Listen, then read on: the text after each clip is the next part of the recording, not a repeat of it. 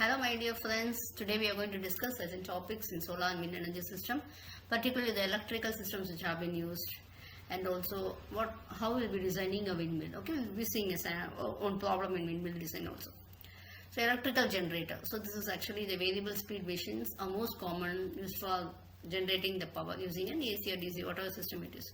So the variable speed will be bringing different advantages. Okay, the rotor will be turning more slowly in the case of low spin. So this will be suited to different wind conditions.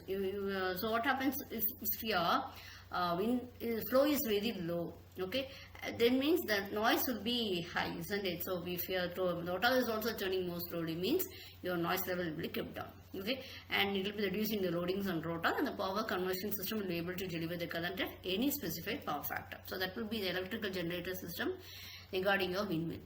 Okay, next one. Actually, it will be attached to the main frame. It will be coupled to the high speed end of the transmission shaft. So it can be the generators will be running at 1800 RPM. So the popular types will have a small independent wind systems, the direct DC generator alternators, which will have a built-in rectifier diodes, and they'll be using to change from AC to DC. Okay. Next one. This is actually, you can see how the rotor windings they have provided. Which will have short circuited and there will be no terminal. The stator is located in the outer part. Okay. So actually you can see the DC, you will have the striplings and the rotor is being rotated. It will be connected to your shaft. You have the stator which have the windings. Okay, the need for electrical equipments will be depends on what type of electrical equipments we need. Will be depending primarily on the types of generators. Okay, for example, if it is a small DC system, then at least a voltage regulator will be there. So battery storage is often used to provide energy in times of low winds, etc. So inverter will be connecting the DC into AC. Depending upon the load requirement, we will be designing these types. Okay, it also inverter system also designed to cut the power at times of grid. Okay, the main grid connection, if it is large, then we can do. This is a safety feature for the electrical utility workers. Okay. In the case of a grid connected systems, we have a control panel that will have circuit breakers, voltage relays, and also the reverse power relays. So grid connection requirements. So voltage operating within the typical grid voltage requirements. Okay, so frequency operating range means, so these wind turbines will be required to operate within the grid frequency variation. So these are some grid connection requirements that are very essential in the case of your, you take it as a wind turbine. So we also need an active power control. So actually we have a there should be a stable frequency in the system, and there shouldn't be any overloading also. So for this we need a active power control. Okay, so wind turbines will have to respond with the ramp rate in the desired range. So that's we'll have to, these are the basic requirements for grid connections. Okay, so what is a standalone wind turbine? A standalone wind turbine systems means you'll have a wind turbine, it will have a permanent magnet synchronous generator, a hybrid energy storage device. It can be based on a vanadium redox flow battery, and you will have a super capacitor. It can do all its operations on its own. It have a DC AC converter, two bidirectional DC AC converters, and a variable load. The system can accommodate what types of loads is being delivered on it. Okay.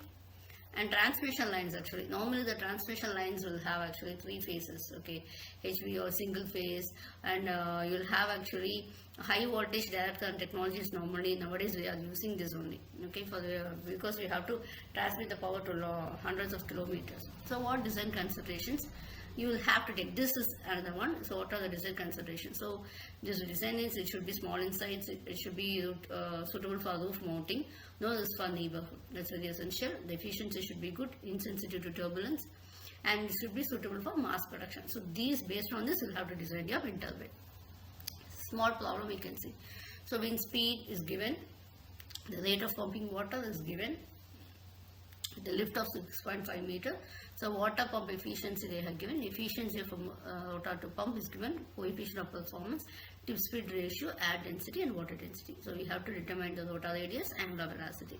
So these actually we have seen in the previous one, power, thrust, everything we have seen in the previous problems, how we will calculate. Now we are applying it and we are designing a wind turbine. Okay, those calculations you would have seen in your previous videos result. So the power required will be WH by 3000, which will be mgh by, in this formula we have seen, so into V into GH by 3000. Okay, so the power required, okay, that is already we have discussed in a video, power, how much power thrust, everything else.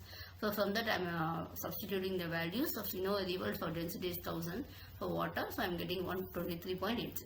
So power required to the rotor is equal to power pump into power efficiency of pump into efficiency of rotor. We get it as 352.9. Now this coefficient of performance Cp into P total is equal to P max. Okay, so Cp, this we have already seen, is the formula half rho A into BL, that is below your line into. So we are substituting all the values. Okay, we are substituting all the values. We are going to find the rotor radius, what it is, capital R, we are going to find it. Okay, next one, number of blades in the multiplate will be lambda is 1 and number of blades will be from 6 to 20. So the angular velocity will be the omega r, u is your velocity, so omega we have to find. Lambda normally we take it as 1 into u velocity, that's 35 into 1000 divided by 60 to 60, because we are going to calculate in terms of meter per second, means then only you will get in meter per second. Okay, so this 35 they have given here.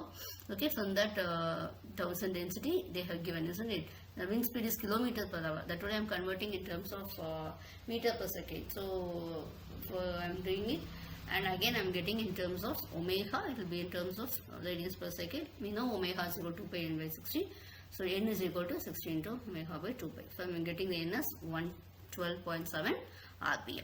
Okay, thank you. So like this we have designed a small windmill. Okay.